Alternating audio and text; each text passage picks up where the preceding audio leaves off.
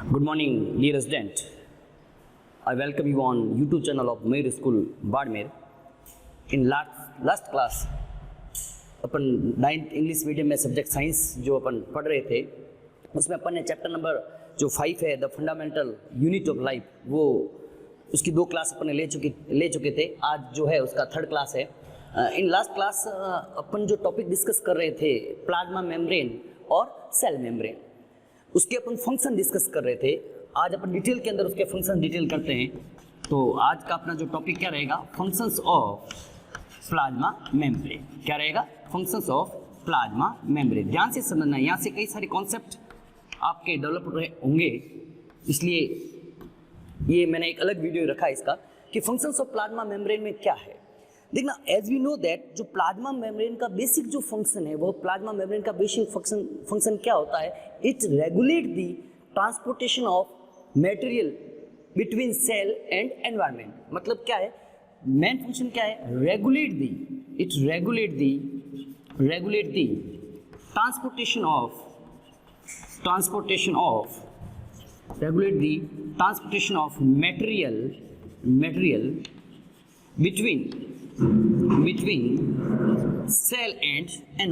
between cell and environment। Basic function जो है, एक मेन जो इंपॉर्टेंट जो फंक्शन है प्लाज्मा मेम्ब्रेन का क्या है? It regulate the transportation of material between cell and environment.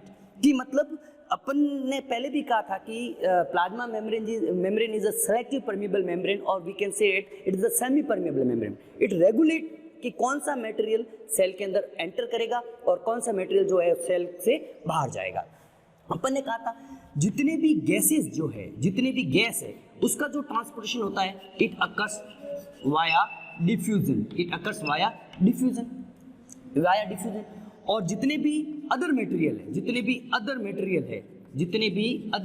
है उनका जो ट्रांसपोर्टेशन होता है वो किसकी हेल्प से होता है? ऑस्मोसिस की हेल्प से होता है। वापस मैं रिवाइज करता हूँ। Today we start the functions of plasma membrane। इसका जो बेसिक फंक्शन है, जो अपने सिलेबस में केवल एक फंक्शन ही अपन को इसको डिस्कस करना, और मेन फंक्शन यही है कि it regulate the transportation of material between cell and environment. Cell के और एनवायरनमेंट के बीच में मटेरियल के जो ट्रांसपोर्टेशन है या मटेरियल का जो आवागमन कह सकते हैं, मटेरियल का इनटेक और मटेरियल का आउटटेक, उसके ऊपर जो रेगुलेशन करने का जो काम है वो कौन करता है? प्लाज्मा मेम्ब्रेन करता है। कैसे? इसमें कौन से 2 प्रोसेस काम में आते हैं? एक तो आता है डिफ्यूजन और एक आता है ऑस्मोसिस। डिफ्यूजन, गैस का जो ट्रांसपोर्टेशन होगा वो हमेशा डिफ्यूजन की हेल्प से होगा, और लिक्विड मटेरियल या जो कोई भी गैस के अलावा जो अदर मटेरियल होते हैं उनका जो ट्रांसपोर्टेशन है, उनका ट्रांसपोर्टेशन हमेशा ऑस्मोसिस की हेल्प से होता है। तो आज अपन को डिस्कस करना है कि डिफ्यूजन क्या है और ऑस्मोसिस क्या है। एक तो डिफ्यूजन क्या है और एक ऑस्मोसिस क्या है, उसको अपन आज बेसिक डिस्कस करेंगे। तो देखना, डिफ्यूजन को अपन समझते हैं। Diffusion is what? Diffusion heading डाल देता हूं, डिफ्यूजन। अपन इसको विद एग्जांपल समझते हैं। डिफ्यूजन देखना क्या है। अगर आपने देखा होगा कि अपने घर के अंदर जब अगरबत्ती जलाते हैं, स्टिक्स जलाते हैं जब भी, तो वो एक मंदिर में होती है, लेकिन उसका जो धुआं होता है वो पूरे घर में, उसके जो खुशबू के जो पार्टिकल्स है, जो उसके स्मेल के पार्टिकल्स है, कुछ समय बाद अपन क्या देखते हैं, वो पूरे के पूरे अपने घर के अंदर फैल जाते हैं। It is what? It is diffusion. देखते हैं इसका मतलब डिफ्यूजन क्या है। Diffusion is what? Movement of solid, liquid और gas particles from there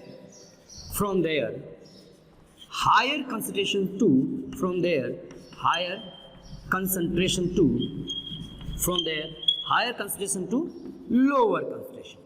lower concentration। It is the definition of diffusion। कि मतलब कि सॉलिड, लिक्विड और गैस पार्टिकल्स का अपनी हायर कंसंट्रेशन से अपनी लोअर कंसंट्रेशन की तरफ जो मूवमेंट है, the movement is called as diffusion. Okay, diffusion. और भी अगर अपन देखें, अगर अपन ने किसी लिक्विड के अंदर कोई कलरफुल मटेरियल को अपन ने डाल दिया, कोई सॉलिड डाला किसी लिक्विड के अंदर, सपोज मैं कह रहा हूँ ये एक लिक्विड है, इस लिक्विड बीकर है, इसके अंदर लिक्विड भरा हुआ है, और अगर इसमें अपन ने कोई कलरफुल सॉलिड पार्टिकल डाल दिया, कलरफुल सॉलिड पार्ट, आप कुछ समय बाद अपन क्या देखते हैं कि ये जो पूरा जो लिक्विड है वो कलरफुल हो गया। व्हाई? क्योंकि यहाँ पे जो कलर पार्टिकल है उसका जो कंसंट्रेशन था क्या था, ज्यादा था, और धीरे धीरे ये कलर पार्टिकल जो है अपनी लोअर कंसंट्रेशन की तरफ मूव करते हैं and the process is called as diffusion. अगर अपन देखें कि जितनी भी गैसेज है सेल के अंदर, सपोज ऑक्सीजन एंटर कर रही है या CO2 बाहर जा रही है, ये सब किसकी वजह से हो रहा है, डिफ्यूजन की वजह से हो रहा है। यहीं पे अपन देखते हैं कि ऑस्मोसिस क्या है।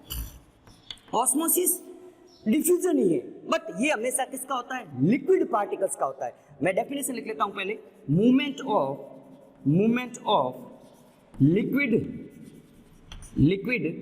From their higher concentration to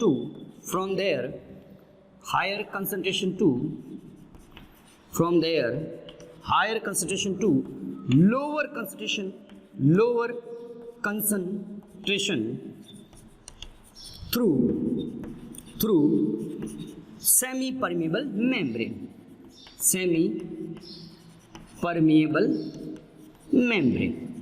It is what? It is osmosis. क्या लिखा मैंने कि movement of liquid from their higher concentration to their lower concentration through semipermeable membrane is called as osmosis. अब देखना थोड़ा सा दोनों डेफिनेशन मैंने लिख ली है, आप वीडियो को पॉज करके नोट्स में कन्वर्ट कर लें। डिफ्यूजन और ऑस्मोसिस में मेन डिफरेंस क्या है कि डिफ्यूजन सॉलिड का भी हो सकता है, लिक्विड का भी हो सकता है, डिफ्यूजन सॉलिड का भी हो सकता है, लिक्विड का भी हो सकता है और गैस का भी हो सकता है, लेकिन ऑस्मोसिस हमेशा किसका होगा, लिक्विड का ही होगा। ऑस्मोसिस कभी भी गैस के लिए या सॉलिड पार्टिकल्स के लिए ऑस्मोसिस वर्ड काम में नहीं लेते, हमेशा लिक्विड के लिए काम में लेते हैं। यहां पर मेम्ब्रेन का कोई रोल नहीं है, यहां पर मेम्ब्रेन का क्या होता है, रोल होता है।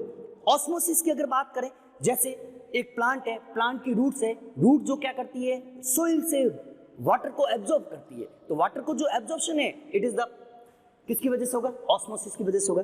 जैसे अगर अपन देखें ऑस्मोसिस को, अगर मैं दो सिस्टम की हेल्प से समझाऊं, सपोज यहां पर ये दो सिस्टम है, ध्यान से देखना, यहां पर दो सिस्टम है, यहां पर दो सिस्टम बनाए अपन ने समझने के लिए, एक सिस्टम ए और ये सिस्टम क्या है, B.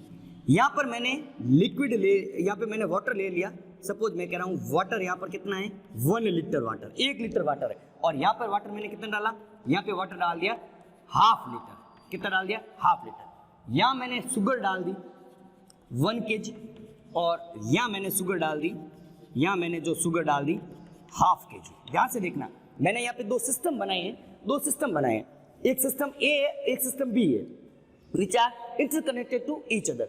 In system A, I add 1 liter of water, while in system B, I add half liter of water.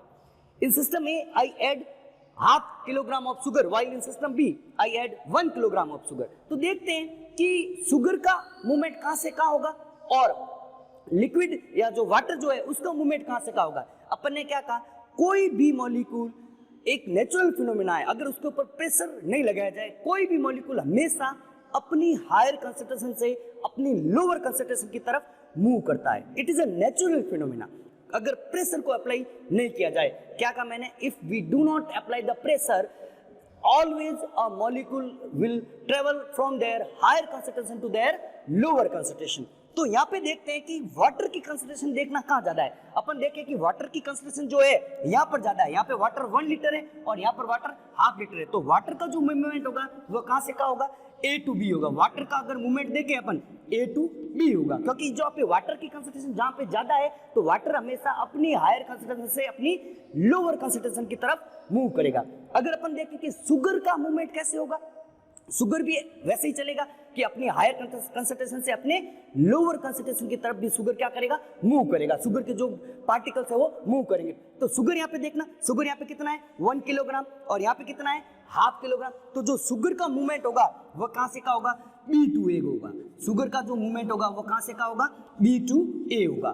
तो ध्यान से डियर स्टूडेंट देखना, इस टॉपिक को समझना, डिफ्यूजन और ऑस्मोसिस, और 9th में इनकी डेफिनेशन पूछी जाती है। तो डिफ्यूजन क्या है कि मूवमेंट ऑफ सॉलिड, लिक्विड और gas particle from their higher concentration to their lower concentration is called as diffusion, while the osmosis is what, कि diffusion of liquid particle through semi permeable membrane is also called as osmosis. Okay, यहाँ पे अपन कुछ case लेते हैं। जैसे किसी cell को अपन ने किसी सॉल्यूशन में रख दिया तो उसके ऊपर क्या इफेक्ट रहेगा, कुछ एक्टिविटीज भी अपन इसके अंदर है वो अपन देखते हैं क्या होता है। सपोज मैं कह रहा हूं ये एक सॉल्यूशन है, मैं यहाँ पे 3 सॉल्यूशन आपको बताऊंगा, एक सॉल्यूशन, ये second solution and that is third solution. Okay, suppose मैंने क्या किया, अगर किसी सेल को, ये सेल है, एक ये सेल है, ये भी सेल है और ये भी क्या है, सेल है। अगर मैंने किसी सॉल्यूशन, किसी सेल को, और ये मैंने इसको सॉल्यूशन है,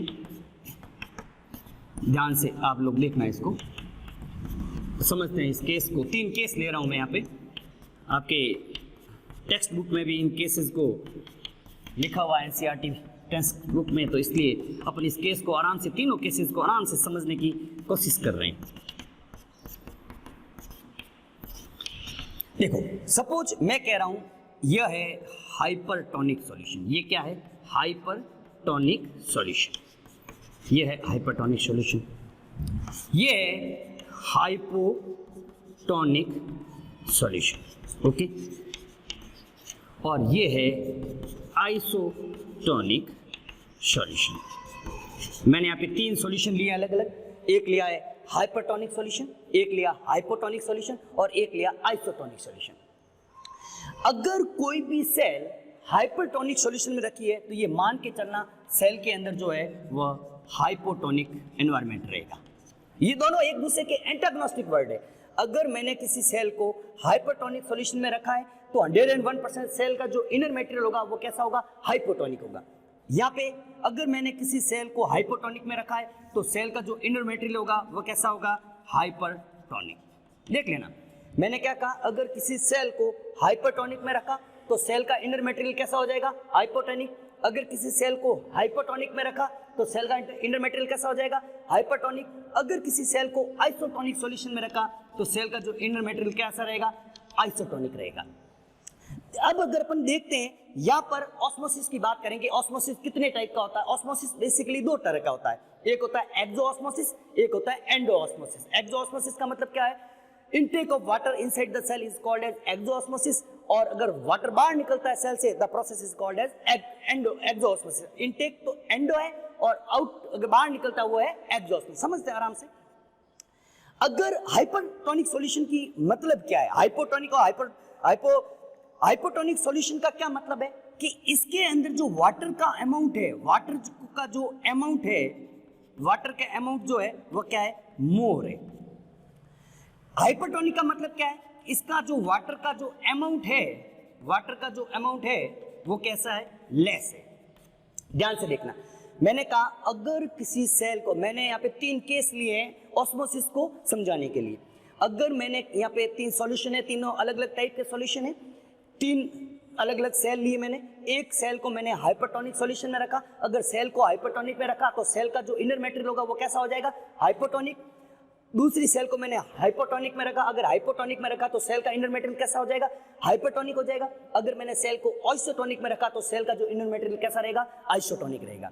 अब देखते हैं कि मूवमेंट ऑफ वाटर किस डायरेक्शन में होगा, सेल के अंदर होगा या सेल से बाहर होगा। ध्यान से देखना, मूवमेंट ऑफ, अपन मूवमेंट देख रहे हैं यहाँ पे। देखना अपन ने क्या कहा कि जो वाटर का जो मूवमेंट है वो हमेशा अपनी हायर कंसंट्रेशन से अपनी लोअर कंसंट्रेशन की तरफ होता है। मैंने क्या कहा कि the movement of water from always occurs from their higher concentration to their lower concentration. ध्यान से देख लेना, the movement of water is always occurs from their higher concentration to their lower concentration. अब यहाँ पे देखो कि वाटर की कंसंट्रेशन कहाँ ज्यादा है, वाटर की कंसंट्रेशन यहाँ पे ज्यादा। हाइपोटोनिक सॉल्यूशन में वाटर की कंसंट्रेशन क्या होती है, ज्यादा होती है, और हाइपर में क्या होती है, कम होती है। तो यहाँ पे क्या हो जाएगा, यहाँ पर जो वाटर का जो मूवमेंट है वो क्या हो जाएगा, बाहर की सेल से क्या निकलेगा, बाहर निकलेगा। And the process is called as exosmosis. Exosmosis, अगर सेल से वाटर बाहर निकलता है the process is called as exosmosis. या अपन कह सकते हैं कि हमेशा वाटर का जो मूवमेंट है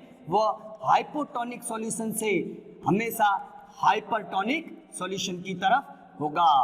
ये एक आप माइंड के अंदर कॉन्सेप्ट सेट कर लें कि हमेशा जो वाटर का मूवमेंट है हाइपोटोनिक सॉल्यूशन से हमेशा किसकी तरफ होगा, हाइपरटोनिक सॉल्यूशन की तरफ होगा। यहाँ पे अपन ने क्या कहा, अगर सेल को मैंने हाइपरटोनिक सॉल्यूशन में रखा तो जो सेल से है वाटर जो है वो बाहर की तरफ निकलेगा and the process is called as exosmosis. यहाँ देखते हैं, यहाँ हाइपोटोनिक सॉल्यूशन है। हाइपोटोनिक का क्या मतलब है, अपन ने लिख लिया। हाइपोटोनिक का मतलब सॉल्यूशन के अंदर क्या होगा, वाटर का जो अमाउंट होगा वो क्या होगा, ज्यादा होगा, और हाइपर में क्या हो जाएगा, कम हो जाएगा। तो इसका मतलब वापस यहाँ पे अगर देखें तो यहाँ पे जो सेल के अंदर जो है वो वाटर क्या करेगा, एंटर करेगा and the process is called as endosmosis. Endosmosis, इस प्रोसेस को क्या बोलेंगे, एंडोऑस्मोसिस बोलेंगे।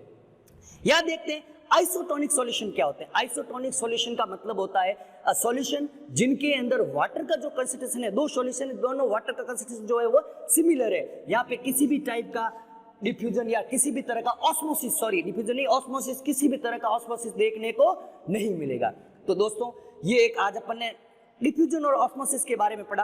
अब इसी चैप्टर में आपके कुछ एक्टिविटीज दे रखी है। अपन एक्टिविटीज को भी यहाँ पे थोड़ा सा डिस्कस कर लेते हैं। हालांकि जब अपन ऑफलाइन क्लासेस होगी तो ये एक्टिविटीज अपन बिल्कुल प्रैक्टिकली अपन इसको करवाएंगे, लेबोरेटरी के अंदर प्रैक्टिकली करवाएंगे अपन इसको। जैसे अगर मैंने क्या कहा, जैसे ड्राई रेजिन होती है जिसको अपन किशमिश बोलते हैं। किशमिश को अगर मैंने, जैसे ये किशमिश है, ये अगर किशमिश को मैंने वाटर में डाल दिया, ये क्या है, ड्राई रेजिन है, ड्राई रेजिन है, ड्राई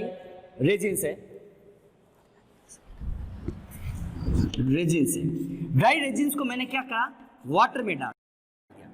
तो अब देखो आप लोग बताओ कि वाटर का कंसंट्रेशन कहां ज्यादा है, वाटर का कंसंट्रेशन कहां ज्यादा है, बाहर ज्यादा है, और ड्राई रेजिन के अंदर क्या है, वाटर का कंसंट्रेशन कम है। तो यहां पे अगर अपन देखें तो क्या हो जाएगा, धीरे धीरे आप लोग देखोगे कि जो वाटर है वो रेजिन के अंदर एंटर करेगा और जो रेजिन जो है वो फूल जाएगी। रेजिन क्या हो जाएगी, फूल जाएगी। फूलने को यहाँ पे बोलते हैं फूल स्वेलिंग हो जाएगी। ठीक है, अगर मैंने किसी ग्रेप को, अगर मैंने कहा ग्रेप है, कोई ग्रेप ले लिया मैंने, अब मैंने क्या किया, कोई ग्रेप ले लिया, ये क्या है, ग्रेप है, ये ग्रेप है, ग्रेप को मैंने शुगर सॉल्यूशन में डाल दिया। किस में डाला है, शुगर सॉल्यूशन में। तो आप लोग देखना कि बाहर है शुगर सॉल्यूशन और अंदर की तरफ है ग्रेप। तो आप लोग क्या देखोगे कि जो ग्रेप से जो वाटर जो है वो क्या हो जाएगा, बाहर की तरफ निकलेगा, क्योंकि ग्रेप के अंदर वाटर का कंसंट्रेशन क्या है, ज्यादा है। तो यहाँ पे क्या हो जाएगा, धीरे धीरे जो है वह ग्रेप जो है वो फ्लैसिड, मतलब वो पिचकना शुरू कर देगी। तो डियर फ्रेंड, आराम से इस चैप्टर को, ये अपना प्लाज्मा मेम्ब्रेन आज अपना कंप्लीट हो गया है। From next class we started the next structure in cell. Fundamental इस चैप्टर की जो नेक्स्ट स्ट्रक्चर है सेल वॉल, उसके बारे में डिस्कस करेंगे। Thank you very much. Okay.